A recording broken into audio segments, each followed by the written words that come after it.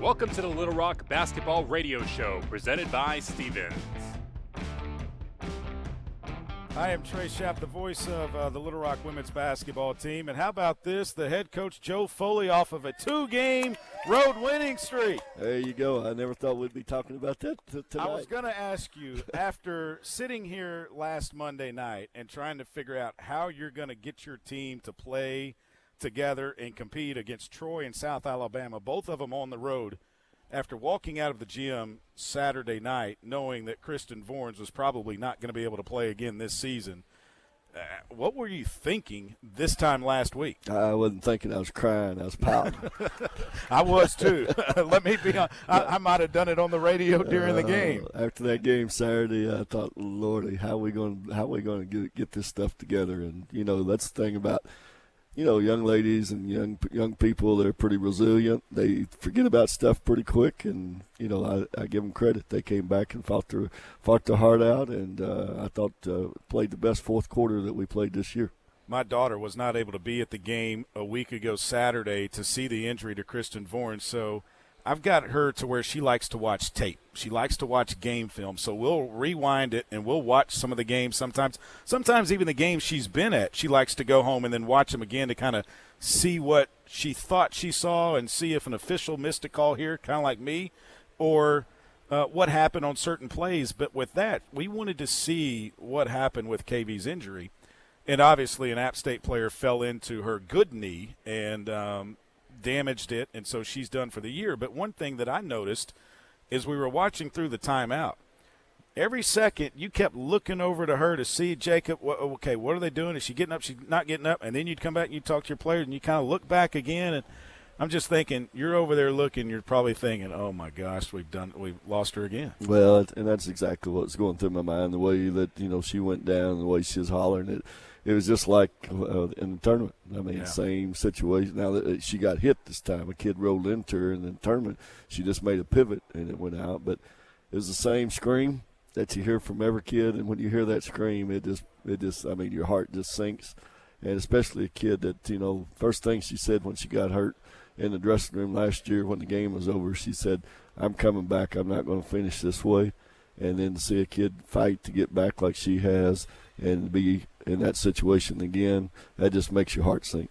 I think we'll try and get KV here for a broadcast before the season's over, because her being a senior and one of the leaders, I mean, we know her collegiate career is over with. She doesn't have any eligibility left, but I think it'd be neat to get her here. And I asked you in Mobile, are you going to take her to the conference tournament? And you said you were. You bet. She deserves, anything like that. Just be part. She's part of the team. I mean, just because you're not out on the floor doesn't mean you're part of the team. I don't get out on the floor, and I'm part of the team. And that's what I told her. I said, you can help me coach, finish out the year and coach. And I said, you've been around this and you know the game as well as I do, and you can help these young ladies figure it out. Yeah, when you get kicked out of a game, she can slide right down and maybe take over the whiteboard and everything. She doesn't have to wait for me to get kicked out. She can just take over. Well, we're laughing because it was a great road trip for the last time around the sun in the state of Alabama. I mean, we go into Troy, Alabama, and a little birdie told me that Sunday you didn't look at any game tape last Sunday. No, that's the first time in 40-something years, 43 years. And I was so sick after the way we played. And, again, I wasn't going to give in just to the other players just because we got one hurt. They should have focused better than that, and I should have done a better job than that. But when you're playing against the 2-3 zone and there's no pressure on you, there's no reason to throw the ball away 24 times. And I tell our kids that, I tell ours, the reason we play man-to-man is to pressure the ball, so when kids get tired, they make turnovers. And they wasn't putting any pressure on us, and we was throwing it away. And that frustrates. When you beat yourself, I don't feel real good. Now, if the other team beats us, it doesn't bother me. If they're just better and they executed better and we don't beat ourselves, I can handle that. But when you beat yourself, that tears me up. And that game pretty well tore me up. Well, it tore a lot of people up, but luckily the Lady Trojans were able to rebound on the road at Troy, Alabama. And I know we've talked about going down there and how difficult a place it is to play, and a lot of that is because of the shenanigans that they like to try and pull on you and everything. We show up to the gym. Now, we didn't talk about this on our pregame talk, but we can talk about it here because it's the coach's show. It's where you kind of let some of the secrets out of what happened, especially on the road. We show up for practice at 4:30 on Wednesday. Go ahead and walk them through it. I don't like talking about this stuff. So we show up for practice at the gym on Wednesday at 4:30, and we're told that, Coach, we don't have any courts available right now. We've got a scheduling snafu. Our women's volleyball team is on the auxiliary court.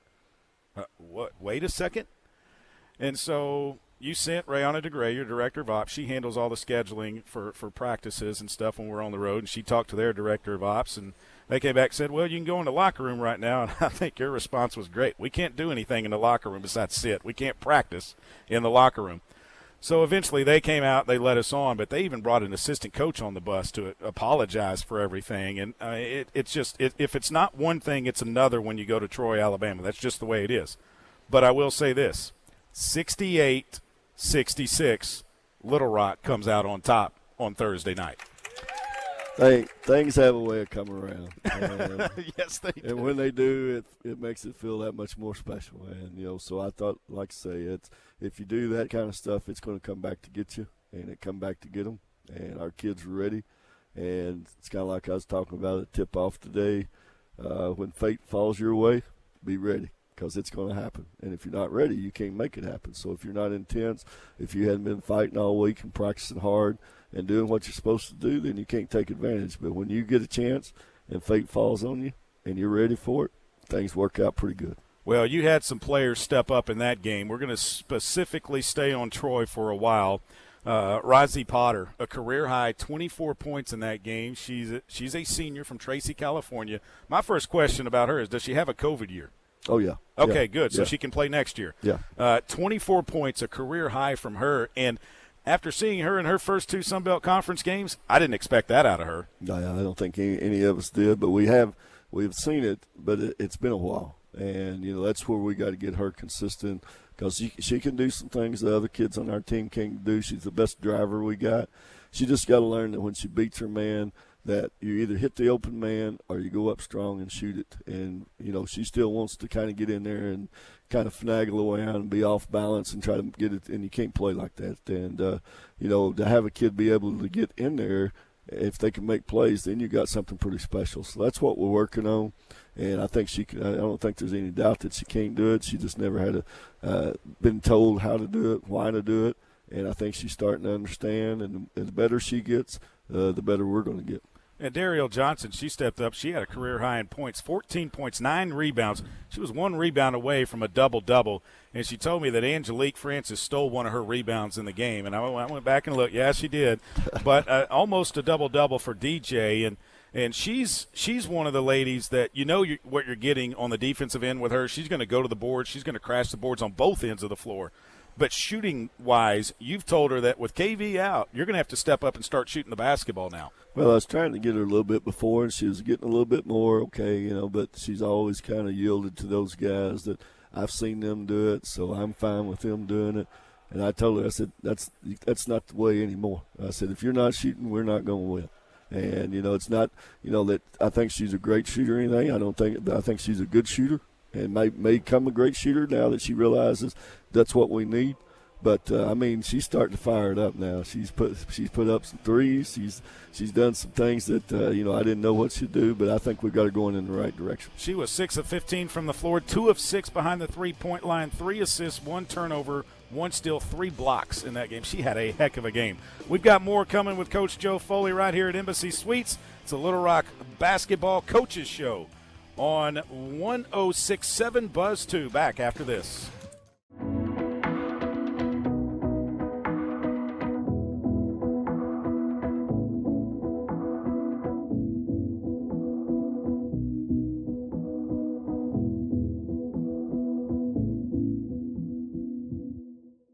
Thank you. Thank you. Thank you. Thank you. Thank you. Thank you, Simmons Bank, for your support of Little Rock Trojans volleyball, Women's track and field and cross country. Women's golf. Women's soccer. Women's basketball. Thank you, Simmons Bank, for your support of Little Rock Trojan women's swimming and diving. Go Trojans. Go Trojans. Go Trojans. Go Trojans. Go Trojans. Go Trojans.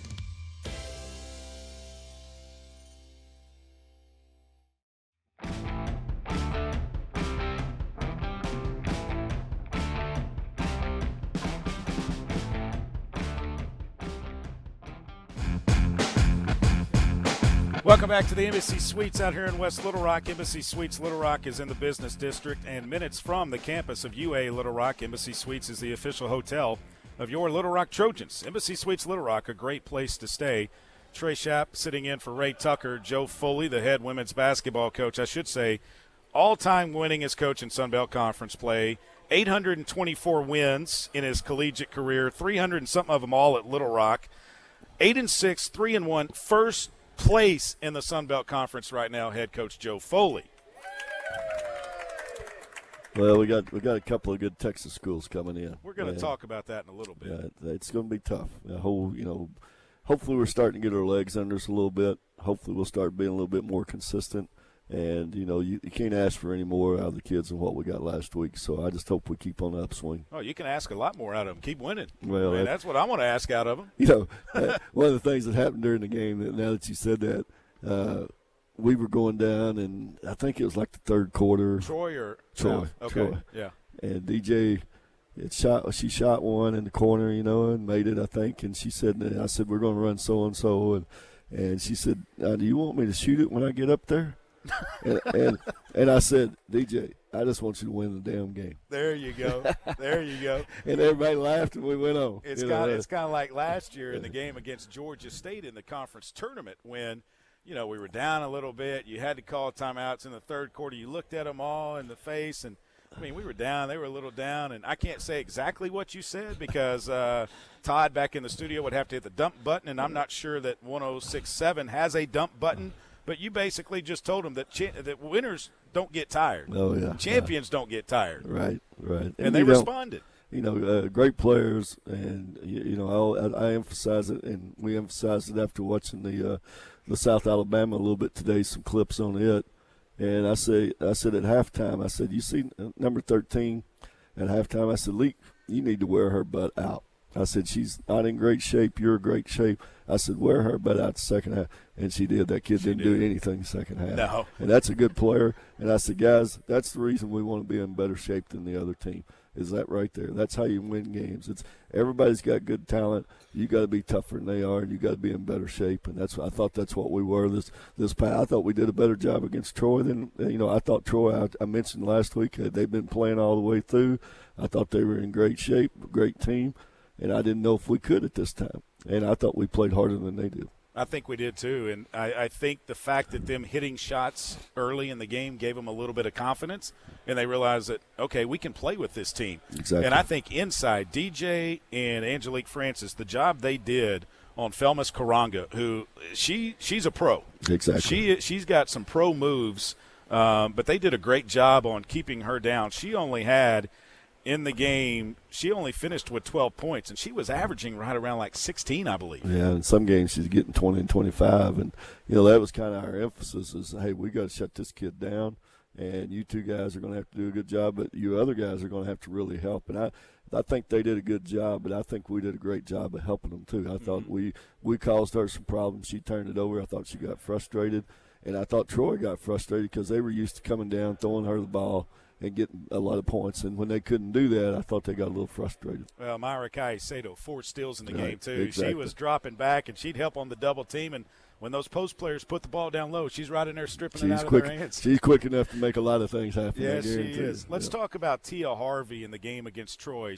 That was her first game of playing since Texas A&M when she rolled her ankle there in Reed Arena in College Station. She finished with 11 points. She did foul out of that game, but she fouled late in the game trying to just stop the clock and not allow them to get a shot off. But she finished with 11 points. I'm sure you were surprised to see her play as well as she did in her first game back. Well, a lot of people don't know this, but, we lost KV, and Sally also hurt her shoulder in that game. So Sally didn't practice for the 2 days before the Troy game. So I didn't know if she's going to play that much. So that put Tia in there, and I'm thinking, okay, we just lost our 2 leading scorers. I put the kid in the starting lineup that hadn't played in 5 weeks. Just got cleared. Hadn't really practiced that much. And so we start the game, and we go down, and she goes up and down the floor twice, I think 3 times. About 2 minutes, she says, Coach, I got to come out. And I thought, good gosh. And so, but she got, I think it was their, just that early win, a little nervous, hadn't been out there. And after that, I thought she settled down and she played a heck of a ball game. Made a big three for us. Made a couple of jump shots in the lane the second half that really opened things up. And just had a very good ball game, especially for a kid that hadn't played in 5 weeks. I thought that fourth quarter was some of the best basketball I've seen out of your team in quite some time. And, I mean, it was blow for blow, back and forth. Troy would hit a shot. We'd come down and we'd hit a shot. They'd go down. They'd find a way to get something thrown up and hit a shot in that game. And it was back and forth. And then I think the turning point in the game was when Kai Sato got tackled around the top of the key, and she goes to the free throw line. She doesn't make both of them, but she makes enough. She makes one, and then Troy's not able to come back in that one. We'll finish up on that. We'll look to South Alabama and the Texas schools when we come back. It's the Little Rock Coaches Show live at Embassy Suites in Little Rock with your first place head coach Joe Foley of your Little Rock Trojans. It's time to expect more from yourself, from us, from the typical college experience. UA Little Rock offers world-class programs, including business, computer science, criminal justice, cybersecurity, engineering, and nursing. But there's so much more. Expect to be amazed by state-of-the-art facilities. Expect to be challenged by motivated faculty. And expect a welcome place in the heart of Arkansas. University of Arkansas at Little Rock. Sport builds us up. It strengthens our bodies. It strengthens our resolve. Sport teaches us lessons of grace or humility or humanity, and that we're far more powerful together. Winning the hour or winning the year or winning our lives. We're winning our way. Because while a season is short, fierce is forever.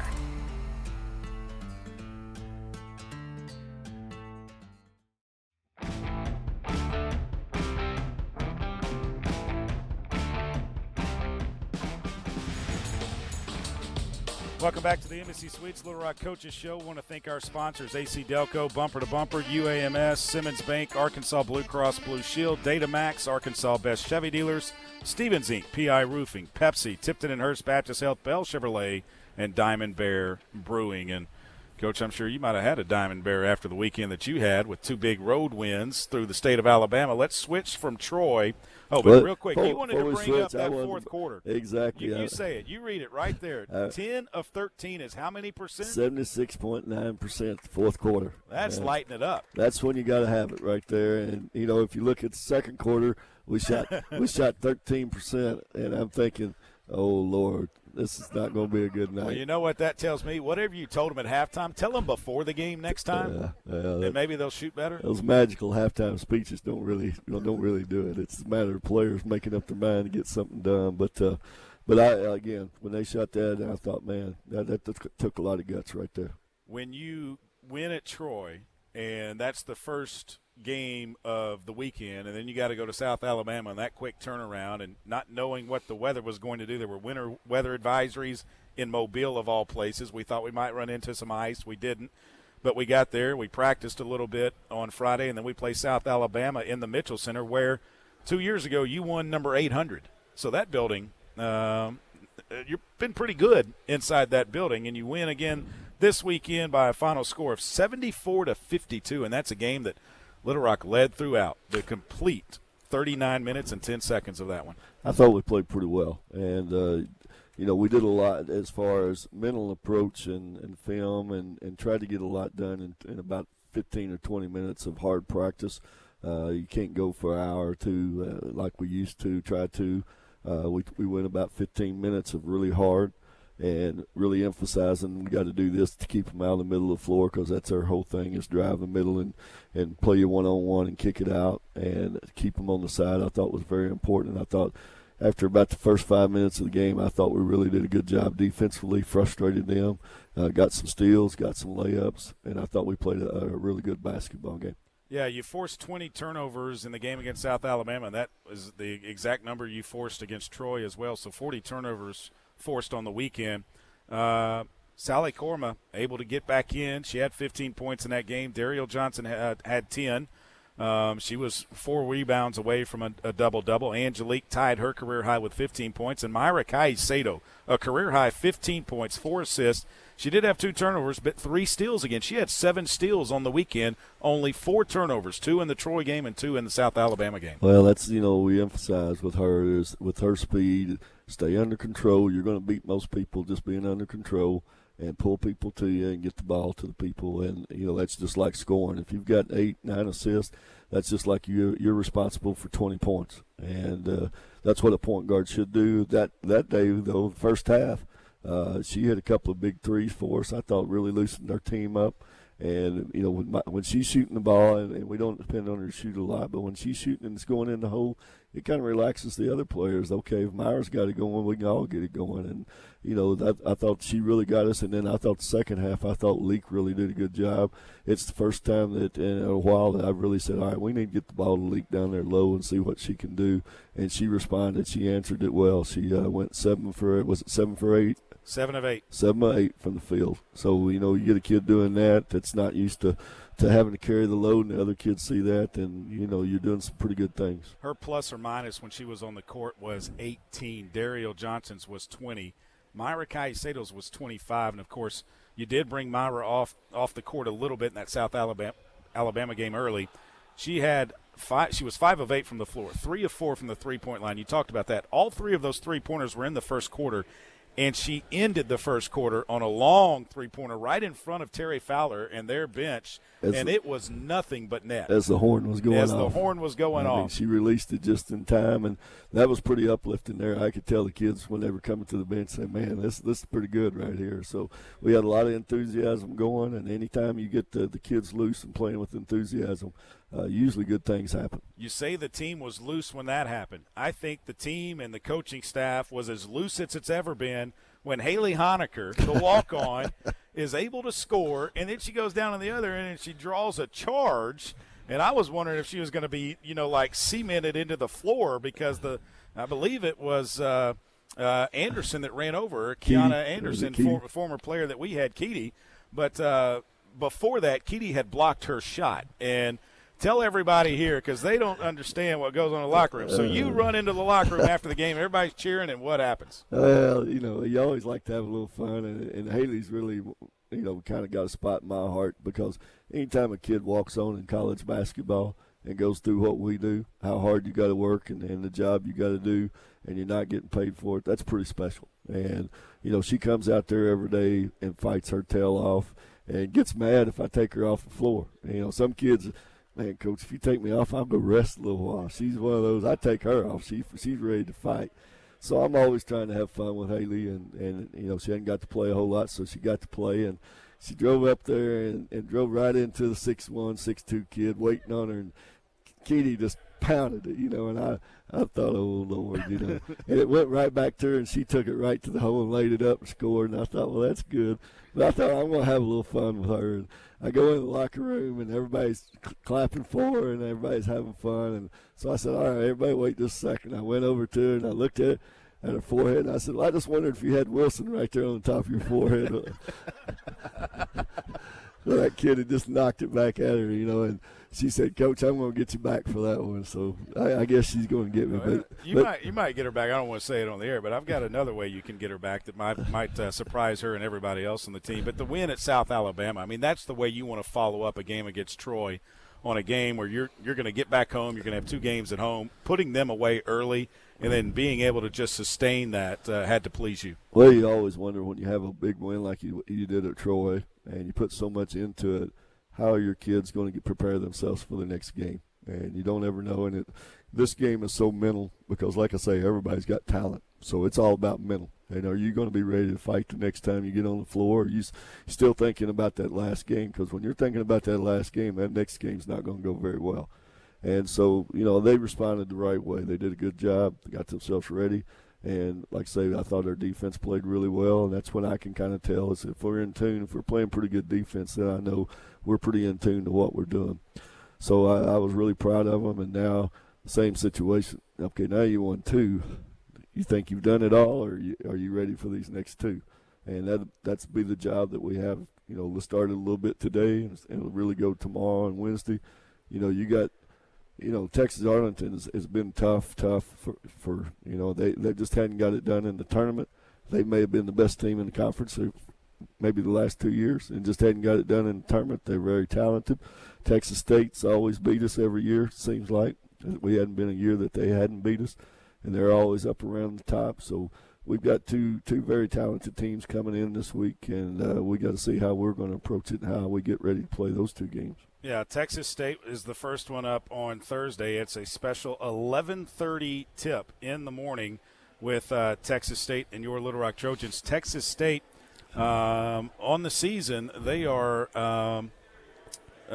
they lost twice last week to Texas Arlington. They played them on Thursday and turned around and played on Saturday. They lost both of them. And the game first Thursday, game they were up 5 with 24 seconds to play. Should have won. They had the ball up 5 and ended up giving it away. And, that has to be frustrating. And then let them come down. They went back to Texas State and played there on Saturday, and Arlington turned around and beat them again. So, kind of goes when you get a team that's dangerous like that, okay, they know they gave one away. They know that they didn't play well.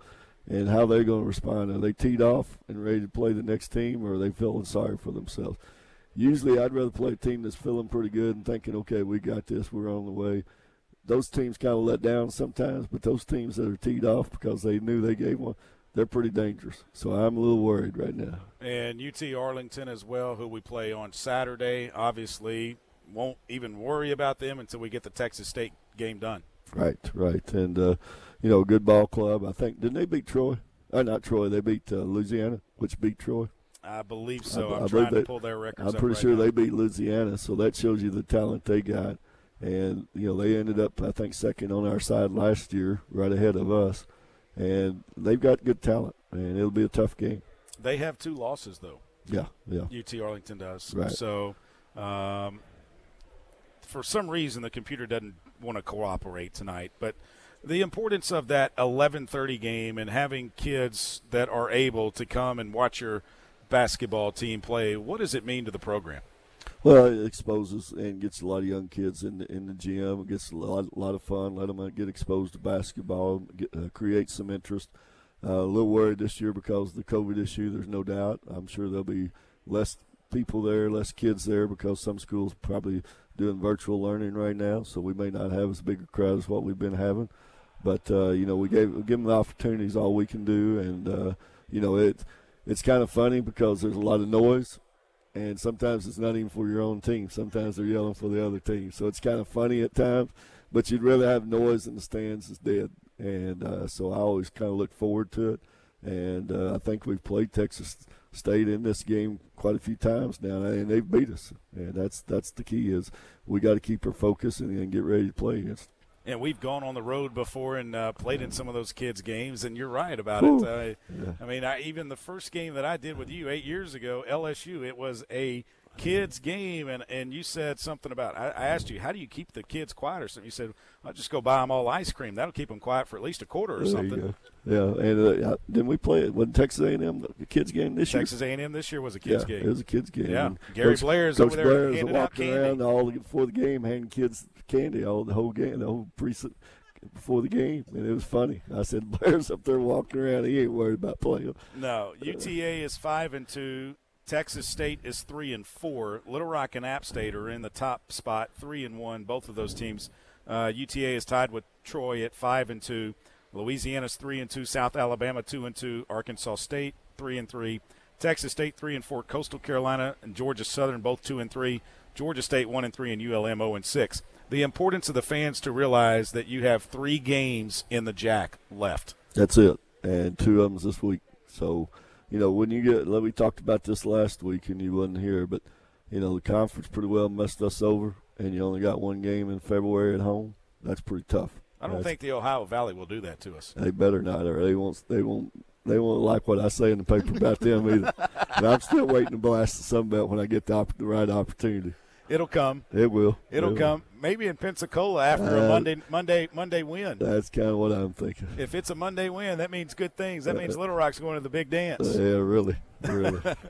Coach, it's always great to be with you. And, congratulations on the 2 wins this weekend, and we look to make it 2 more this week. Hopefully we will. Appreciate all you guys coming out here. That's Joe Foley.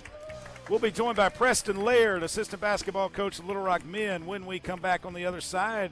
Trojans got a split this past weekend, but boy, what an exciting game on Saturday. A 3-overtime thriller to talk about here when you come back to the Little Rock Coaches Show.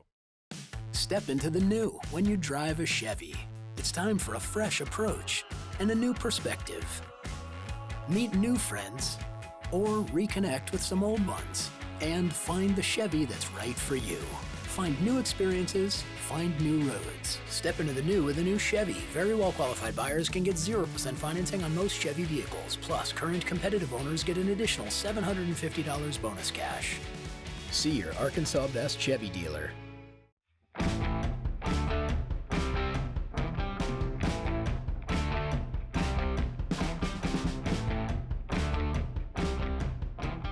Welcome back to the Little Rock Basketball Coaches Show. We're at the Embassy Suites. Embassy Suites Little Rock is in the business district and minutes from the campus of UA Little Rock. Embassy Suites is the official hotel of your Little Rock Trojans. Embassy Suites Little Rock, a great place to stay. We're joined by men's basketball assistant Preston Laird. Coach? Hey, Trey. Thanks for having me, man. How are you? Happy to be here. Well, no, you can thank Ray Tucker, or you can thank Darrell Walker for doing recruiting tonight. So you got the short straw. Yeah. No, I'm happy to be here, see you guys, and talk a little hoops. So you guys, unfortunately, did not get to play our rival Arkansas State this season unless the conference comes up with some crazy rule here in the 12th hour to say, no, we're going to let y'all play.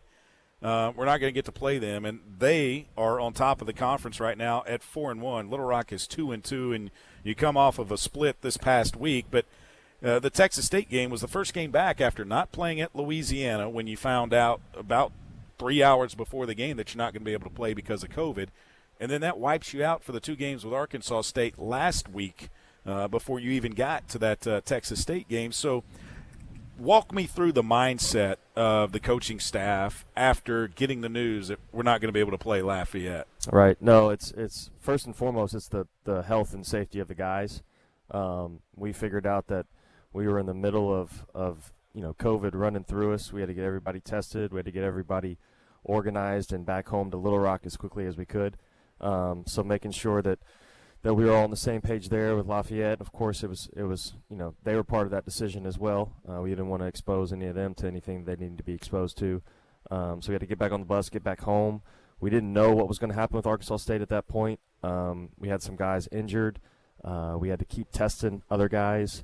So it was a very fluid situation, but with George Lee and coach and our athletic training staff, they were in constant communication. Did a really good job keeping us on point, keeping everybody safe, and it's just a year of new challenges. I mean, all this is just unprecedented. Doesn't matter if you've been in the business for 40 years or 5 years. We're all just trying to do our best and work through it, and so far so good, but it was disappointing not to be able to play those Arkansas State games. I was going to say, how disappointing was that? Because that's our big rival. We love playing those guys, and hopefully that series will continue with our move to the OVC. It'll just move a little bit earlier into the year. But how difficult was it to look and say, man, we're not going to get to go to Jonesboro, and they're not going to get to come here? Right. Yeah, I'm not going to give you the traditional coach talk here where every game's just any other game. That's one where you look at the schedule and you put a little star by that game. I mean, it just is. So it's disappointing. And for our guys, too. I mean, you talk about the rivalry. You talk about the tradition and the history, especially changing conferences. And, excuse me, you don't really know what's going to happen moving forward in terms of keeping that rivalry going. Hopefully it's something we can do, but we'll see. Yeah. So with the 2 games with Arkansas State not being able to be played and Louisiana not being able to play, that's 3 games that you've lost.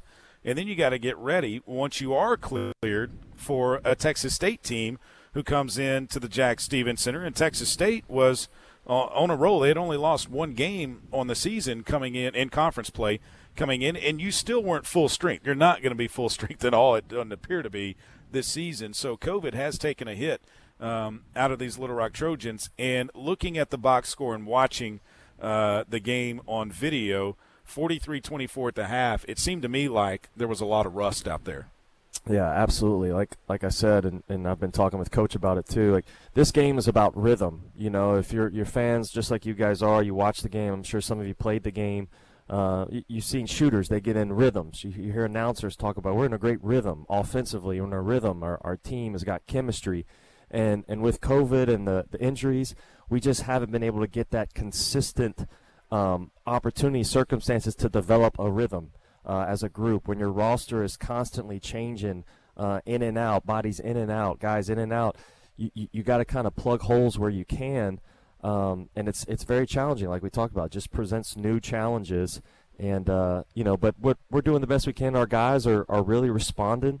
They're really responding, and they're evolving and adapting when they need to, when we're asking them to do things that we haven't asked them to do before, and that showed on Saturday when they gutted out a win.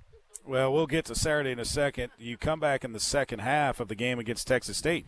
You outscore them 35-26, just dug too deep of a hole to try and get out of, lose by 10, 69-59. What led to the turnaround in the second half, do you think? I think we rebounded the ball a little bit better, took some better quality, higher percentage shots. Texas State is a really good basketball team.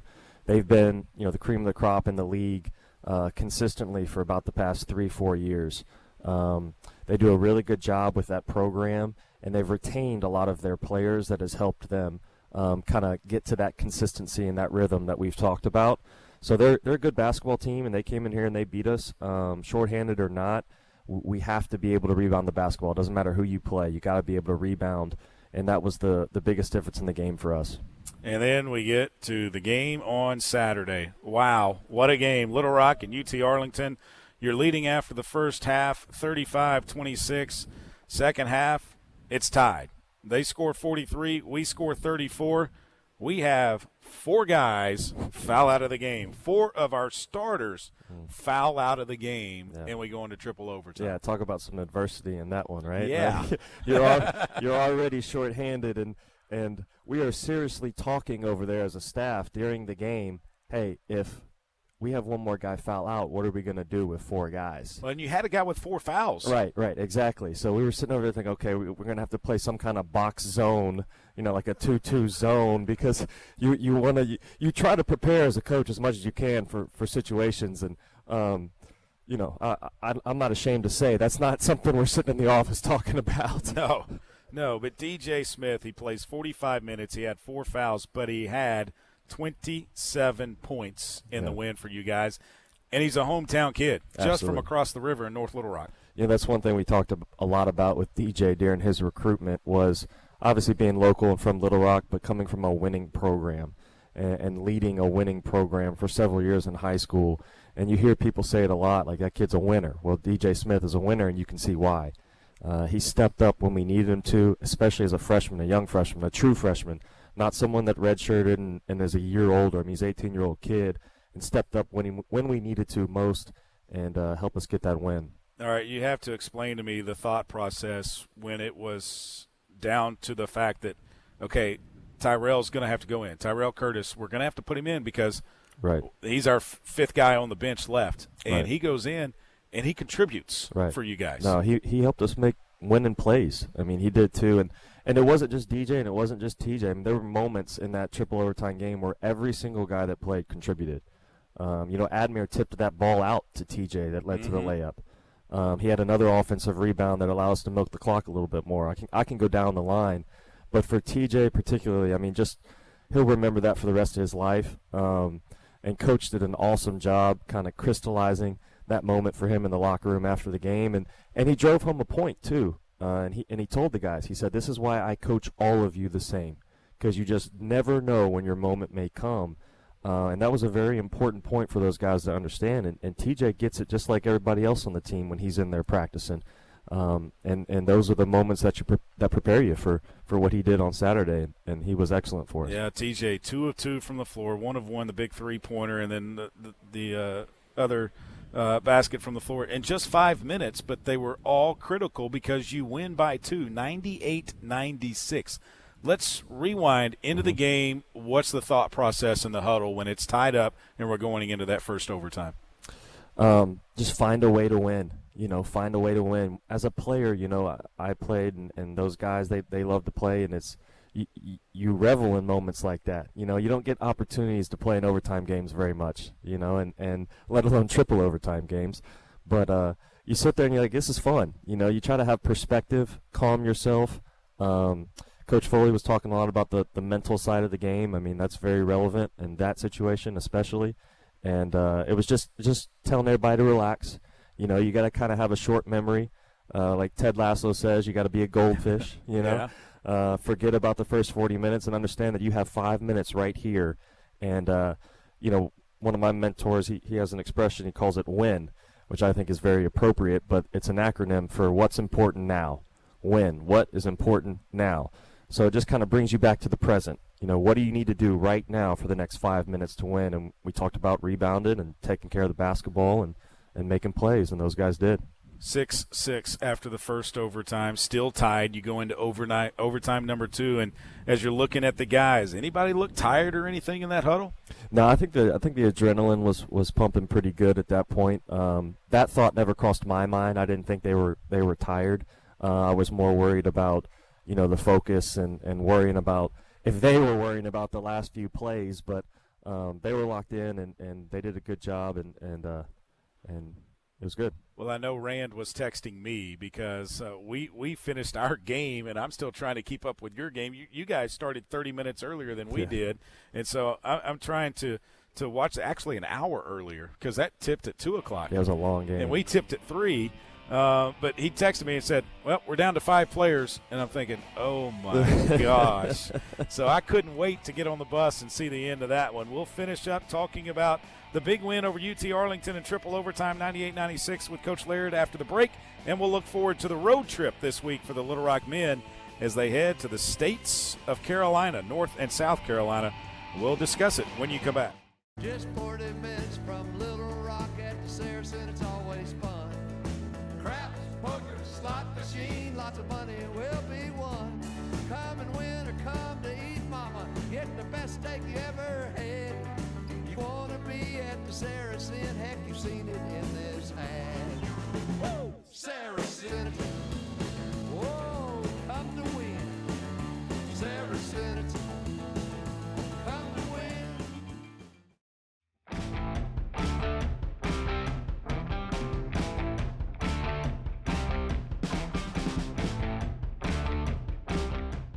Welcome back to Embassy Suites here in West Little Rock. Want to thank again AC Delco Bumper to Bumper, UAMS, Simmons Bank, Arkansas Blue Cross Blue Shield, Datamax, Arkansas Best Chevy Dealers, Stevens Inc., PI Roofing, Pepsi, Tipton and Hurst, Baptist Health, Bell Chevrolet, and Diamond Bear Brewing for their sponsorship of Little Rock Trojan basketball. We're joined by assistant basketball coach Preston Laird here at the Embassy Suites because Coach Walker's on the road recruiting. It's a never-ending part of a coach's life is recruiting, is it not? Oh, absolutely. I mean, it's the lifeblood. It's the lifeblood of the team. So, there's certain NCAA rules that prevent me from sharing too much, but he is on the road recruiting, and trust me, that's exactly where he needs to be right now for who he's going to see. So it's a great trip. It's going to be a good trip. Yeah. All right. Well, let's go back real quick and finish up the discussion on the UT Arlington game. It's tied up after the second overtime, and so when we go into overtime 3, the third overtime, and Little Rock is up 98-95 with about 2 seconds to go, 2.9, I believe, and we foul a three-point shooter. Yeah, that's the worst thing that could happen, right? I guess the worst thing would be foul him and he makes the shot. But, yeah. But it was about the worst thing that could happen, and we spent a good amount of time today in our film session talking about that moment. Coach had to drive that point home again. That huddle, I think the full timeouts are about 60 seconds or whatever they are. Coach spent about 55 of the 60 seconds talking about not fouling shooters. So as a coach, it's those are the frustrating moments where you got to remind yourself to have patience because they are learning, and even a kid like Admir, who's been here a few years, has not been in positions like that. So you don't have experience until you have experience. And unfortunately, he did the wrong thing. Fortunately for us, he missed the first one, which put them in a position where they had to miss the third one, and we came out on top. Yeah, that's the way to do it. Little Rock wins it 98-96. They improve to 7-9 on the season, 2-2 in Sun Belt Conference play, and now it's off to the Carolinas. First up, Coastal Carolina, the Chanticleers in Conway, South Carolina. That game will tip at 6 o'clock Central Time, and you can hear that one right here on 106.7 Buzz 2. What do we know about the Shots? Well-coached team. I mean, Cliff Ellis has been around a long, long time. He knows what he's doing. They've got some athletes. They've got some good interior play, good perimeter play. They switch up their defenses a lot. They like to play fast. They're a good ball club. And this trip of going to the Carolinas is always a tough trip. It is always and will always be a tough trip. When we won the league 2 years ago, we were the only team in the league to go on this trip and win both games. And that gave us some real good separation within the standings. So it's a tough trip, but it's also a great opportunity for us to go out and try to do the same thing and hopefully get some separation from the pack. I was going to say, if you can go on the road this time and win both of these games and come out of Appalachian State and Boone on Saturday at 4-2, that's probably going to give you a little bit of separation too. App State is 6-2 in conference play, but if you knock them off once, that gives them another loss. You have to think with Arkansas State leading the league right now at 4-1, it's a difficult road trip for them as well. They will start at Boone and then go down to Coastal. Would you rather start at Elevation and then go down to the coast, or start at the coast and go up to the Elevation? You know, personally for me, I have never thought of that, what that answer would be. See, that's why I come up with the difficult questions. That's a tough question. I mean, for us, we don't talk about the elevation a lot with our guys. But they have a sign in the arena that says 3,333 feet. Yeah, and the coach, what's up with that sign? Don't worry about that. They're lying. They're lying. Don't let it get in your head. Your ears popping on the drive up. No, it's nothing. Yeah, don't worry about it. Everything's fine. So, kind of one of those things where you don't want to create demons. But so I think for this group, for our group, it makes no difference to us. There might be some science out there that says, hey, you want to go to the elevation first, but I'm not familiar with it. Yeah, if you would have been making this trip last week, you would have had snow in the mountains and snow on the beach. Maybe the snow gets off of the beach for your guys' trip. I know you're going to leave Wednesday, get over to Conway and Myrtle Beach, a great place to stay. Yeah, and not a bad drive to Conway. And it's a nice, intimate gymnasium there that they have at Coastal. Yeah, it's a really nice arena. We've commented on it before. We haven't been there in 2 years, but it's a nice facility. Conway's nice. We stay at a Sheraton there in town. It's not far from the beach, so a couple guys might walk over there or something. See, that's the difference in Joe Foley and Darrell Walker. Yeah. Joe Foley, when he sees a beach on the trip, he's going to stay at the beach. Yeah. We're going to stay at the beach in Pensacola. I know that.